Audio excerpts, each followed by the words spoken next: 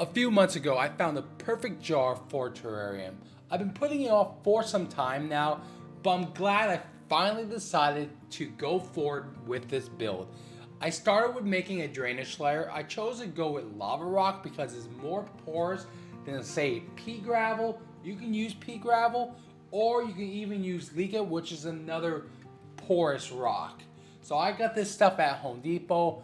You also want to use some window screen like you see me getting here. This is going to help separate your drainage layer from your substrate layer.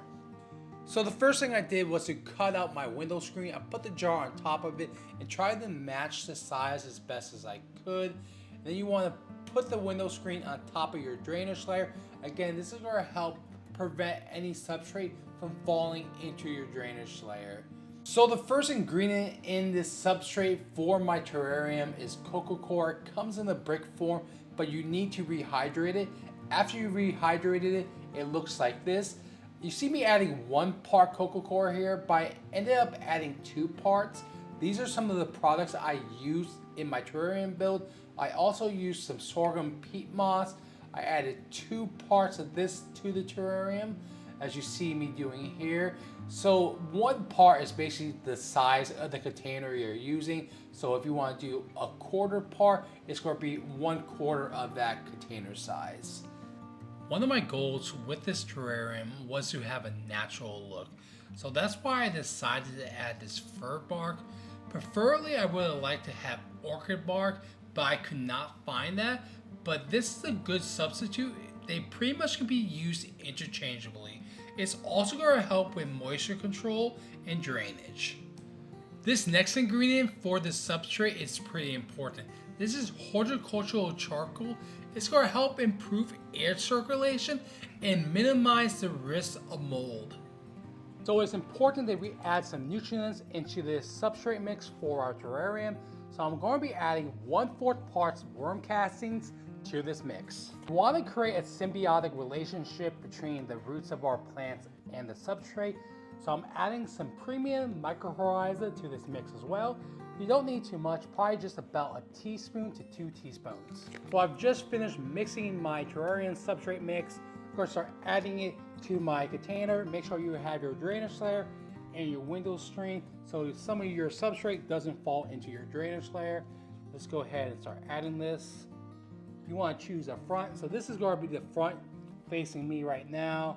I'm going to do kind of like a slope right here. So as you can see, as I'm filling in this substrate, it's covering up the window screen and hiding it pretty well. I'm going to be completely honest with you guys. I was at my local nursery in Enchanted Gardens. I found this really cool succulent there. It looks kind of like a mini tree. I cannot pronounce this for the life of me, so I'll have the name of the plant on the video screen where you guys can see it and in the description. So I just thought it would be a cool centerpiece.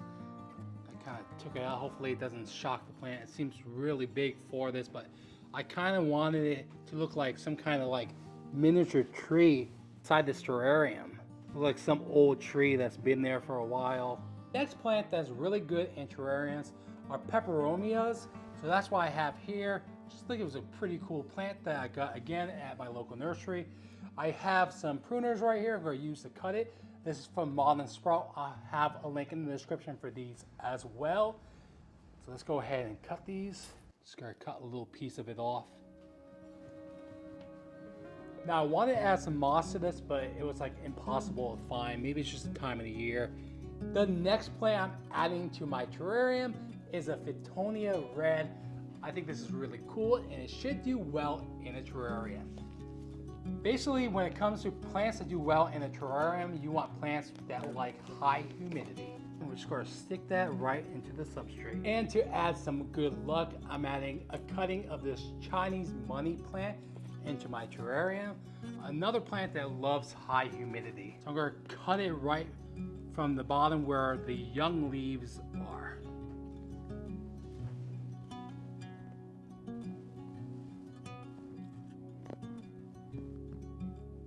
So I have one more plant to add to my terrarium. This is a somewhat rare plant I found in my local nursery.